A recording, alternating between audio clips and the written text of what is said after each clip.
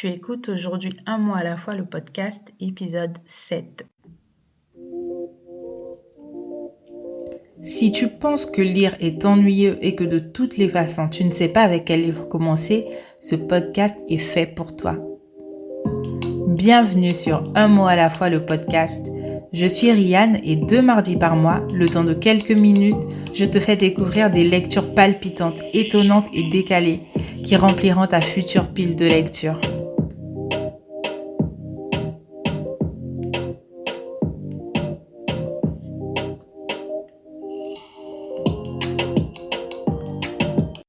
Bon retour sur le podcast. Si tu te souviens, lors de la création de ce format, je m'étais donné pour mission de te donner envie de lire. Pour cela, jusqu'à maintenant, je t'ai proposé différentes lectures et j'espère que ça t'a permis d'étoffer ta liste de lectures. D'ailleurs, si tu as besoin de plus, tu peux toujours retrouver sur mon compte Instagram ou sur mon blog d'autres livres. Les liens sont en description de cet épisode. Eh bien, durant l'épisode de ce jour, je vais changer un peu d'approche et cette fois, je vais m'efforcer de te montrer la suprématie des livres en 4 points. 4 choses que j'ai appris grâce aux livres.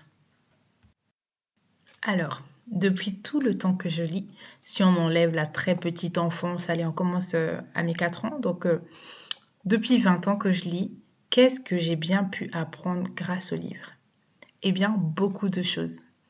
Mais aujourd'hui, je ne vais pas te dévoiler toute ma science personnelle, mais j'ai plutôt choisi 4 points que je trouvais intéressants de te présenter, 4 leçons que, que j'ai appris à travers les livres. Donc si on va dans le vif du sujet, pour commencer, la lecture m'a appris l'empathie et la compassion. Pourquoi je dis ça? Bien évidemment, mes parents, mon éducation et voilà mon passé font que je connaissais la notion d'empathie, hein. Je ne dis pas que j'ai complètement découvert ça dans les livres, mais je trouvais important de mentionner que les livres permettent de développer l'empathie. Pourquoi? Parce que lorsque tu lis, tu es dans la tête d'une personne, du personnage. Allez, on va dire que c'est une personne, même si c'est un personnage fictif. Donc, tu es dans sa tête et donc, par conséquent, tu sais tout ou presque de ce personnage. Tu sais ce qu'il pense, tu connais ses sentiments, ses déceptions, ses frustrations, ses peines, ses joies. En fait, tu découvres tout un kaléidoscope de sentiments que, en côtoyant les gens dans la vraie vie, dans la vie réelle, que tu n'auras peut-être pas l'occasion de découvrir de la sorte. Parce que, ok, quand tu es avec tes proches ou le fait de côtoyer les gens, on apprend à détecter les différentes réactions que les autres vont avoir euh, face à nous, les réactions qui sont sûrement très certainement différentes des nôtres. Et au fur et à mesure qu'on tombe sur ce type de réaction, on apprend ce que ça veut dire et on apprend à discerner, enfin à...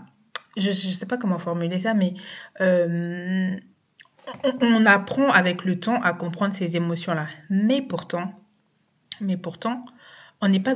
ne sommes pas dans la tête des gens en face de nous. Donc, bien évidemment, tout ce qu'on va pouvoir retirer de ça, c'est ce qu'on voit, c'est ce qu'ils nous laissent voir. Mais on n'est pas dans leur tête, on n'est pas en contact avec leurs pensées les plus intimes. Alors que dans un livre, c'est tout à fait le cas.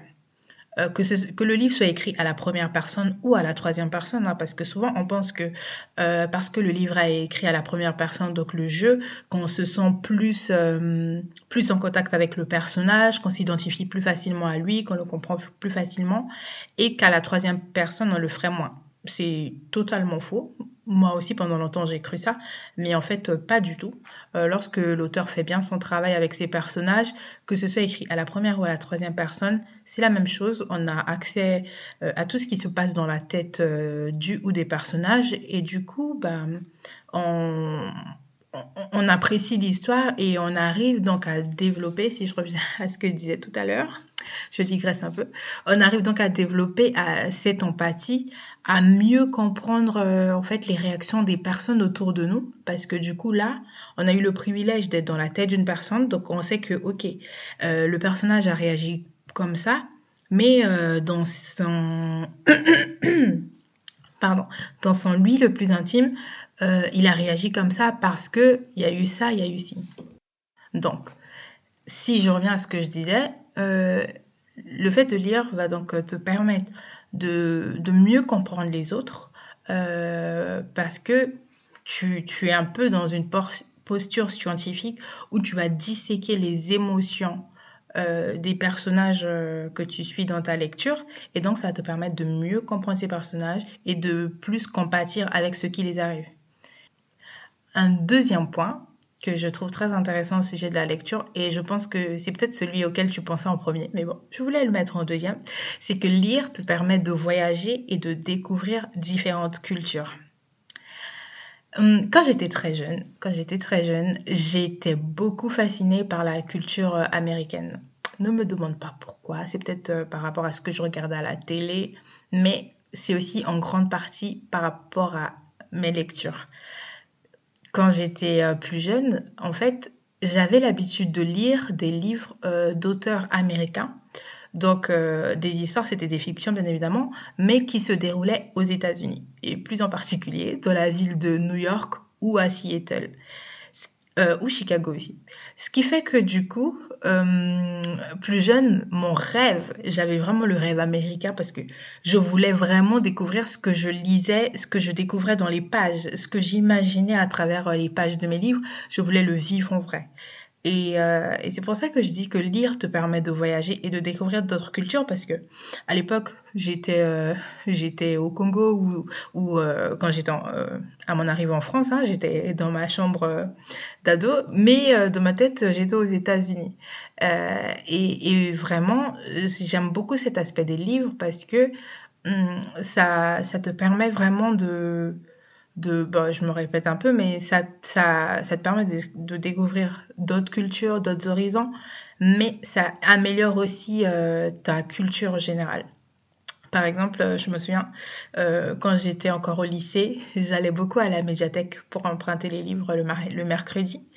Et j'étais tombée, comme ça, je sais pas pourquoi, mais bon, j'ai décidé de les lire, sur des livres de Barbara Wood. Si tu es un peu curieuse, je te laisse aller découvrir quelle est cette autrice et ce qu'elle écrit. Mais à l'époque, ce que j'avais lu, quand même, c'était assez poussé pour une ado, mais bon. Même aujourd'hui, je me demande ce qui m'avait pris de lire ça. Mais dans les deux livres que j'avais lus de cette autrice, j'avais notamment pu découvrir l'époque précolombienne et en particulier avec les sociétés indiennes d'Amérique. Donc, comme je disais, en fait, lire va te permettre d'être en contact avec des cultures dont tu n'aurais même pas pensé aller faire des recherches. Franchement, à aucun moment je me serais dit ah bah tiens, je vais m'intéresser aux cultures, aux sociétés indiennes précoloniales. Pas du tout, pas du tout. Et pourtant, la lecture m'a permis d'en apprendre plus et c'était très intéressant. Un troisième point, c'est que la lecture t'offre la capacité de te reconnecter avec tes émotions et même de les identifier. Ce point rejoint un peu le premier, mais sous une autre sphère. Je dis que ça te permet de te reconnecter avec tes émotions. Pourquoi? Parce que lorsque tu côtoies dans ta lecture des personnages totalement différents de toi, le temps d'un roman, voilà, tu vas pas lire des livres où tu vas voir des personnes qui sont la copie même de ta personnalité. Non, ce sont des personnages totalement différents de toi. Et du coup, tu apprends à identifier des réactions que tu n'aurais peut-être jamais expérimentées personnellement ou que tu avais déjà peut-être eu, mais qu'à l'époque, tu n'avais pas compris. Et bien dans ta lecture, en te détachant un peu de tes émotions personnelles, en étant en contact avec les émotions d'une autre personne, ça te permet en fait de te dire ah oui, la dernière fois il m'est arrivé ça et j'ai réagi comme ça parce que ah c'était peut-être dû à ça ou à autre chose. J'aime vraiment cet aspect de la lecture Et du coup, à l'avenir, ça te permet plus facilement de mettre des mots sur ce que tu peux ressentir, sur ce que tu peux faire, des choses auxquelles tu peux faire face au quotidien. Moi, c'est vraiment un aspect de la lecture que j'ai aimé. Je trouve que lire a permis, en partie, en partie, parce qu'on va pas négliger l'éducation de mes parents, bien évidemment, mais lire a permis en partie de construire l'adulte que je suis aujourd'hui. Parce que du coup, je pense que sans la lecture, euh, il y a plein de choses, plein de capacités que je peux avoir aujourd'hui, que je n'aurais pas pu développer si je n'étais pas une lectrice. Et un dernier point, donc le quatrième, c'est que lire te permet d'imaginer plusieurs scénarios et plusieurs possibilités. Pourquoi je dis ça? Parce que la lecture, je pense que tous les lecteurs sur Terre seront d'accord avec moi, te permet d'élargir ton esprit et d'avoir, d'élargir tes horizons, pardon, et d'avoir une certaine ouverture d'esprit. Lorsque tu lis, peu importe le genre que tu vas lire, que ce soit un policier, de la romance, un drame, de la science-fiction, peu importe ce que tu vas lire, tu découvres au fil des pages qu'en fait, qu'il n'y a pas une seule vérité absolue. Tu découvres qu'il y a plusieurs possibilités que je trouve que c'est encore plus important c'est encore plus intéressant de voir ça lorsque tu es plus jeune parce que du coup en tant que jeune souvent bah pendant qu'on est en train de faire notre développement quand on se développe on a l'esprit fermé, on pense que voilà, la vérité c'est celle-là et pas autre chose, qu'il n'y a que le seul choix, un seul chemin, voilà. Et on est assez, en tout cas moi c'est comme ça que je l'ai vécu, on est assez, assez fermé, alors que du coup la lecture va te permettre d'ouvrir tes horizons, de te rendre compte que, ah bah non, un choix peut mener à plusieurs conséquences différentes, qu'en fait il n'y a pas qu'une seule voie. Il n'y a pas qu'une seule manière de faire. Et ça, c'est un aspect de la lecture que je trouve vraiment hyper intéressant aussi parce que du coup, ça se fait aussi en douceur, tu vois, ça va pas se faire brutalement ou du jour au lendemain. C'est pas comme lorsqu'un enfant à qui on a raconté un pieux mensonge, si je peux dire ça comme ça, toute son enfance, et du jour au lendemain découvre que bah, ses parents, ses proches l'avaient menti. Non, avec la lecture, ça se fait en douceur, vraiment petit à petit, au fil des livres que tu vas lire. Tu vas lire un livre, deux livres, trois livres, quatre livres, et ainsi de suite. Et là, petit à petit, tu vas voir un petit cheminement, tu vas avoir un petit fil conducteur, tu vas te dire, ah ouais, c'est vrai, dans les lectures précédentes, j'avais vu ça et tout. Ah d'accord. Et en fait, au fur et à mesure, ça permet eh bien, de t'éduquer en quelque sorte, et ça te permet d'ouvrir ton esprit. Voilà. Dernièrement, je suis retombée sur un vieux texte que j'avais écrit début 2019.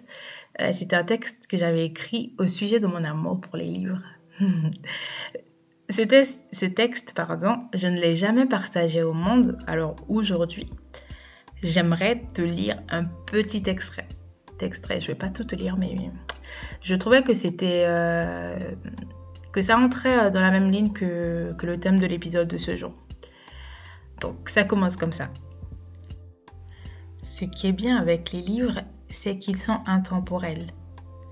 Tu peux être en retard de 50 ans sur la lecture d'un livre, tu ne seras jamais vraiment en retard. Contrairement au film ou à la musique, un livre n'est jamais has-been ou passé de mode. C'est vrai que dans ces deux domaines, il y a des classiques aussi, mais pas comme en littérature. La beauté de la littérature est que lorsqu'un livre vieillit, il acquiert une telle valeur qu'il ne tombe pas en désuétude. Tu ne verras jamais un Shakespeare ou un Jane Austen être traité comme une symphonie de Beethoven que la jeunesse actuelle reconnaît parce qu'elle passe dans les pubs télé. Non, la beauté d'un livre, c'est que même la génération actuelle sait que nos auteurs d'antan sont sacrés. Voilà, je voulais te partager ce petit extrait dans lequel j'exprime mon amour pour les livres et pourquoi je trouve que la littérature est hyper importante. Voilà, je dis beaucoup plus de choses là-dedans, mais je vais t'épargner tout cela. Nous voilà arrivés à la fin de ce petit épisode. Mais je ne vais pas te quitter sans te donner un petit bonus. Les adaptations cinématographiques n'ont jamais égalé la suprématie du livre dont ils sont tirés. Je sais, c'est gratuit, mais je te dirai toujours, lis le livre avant de regarder le film ou la série. Tu verras, c'est 1000 fois meilleur.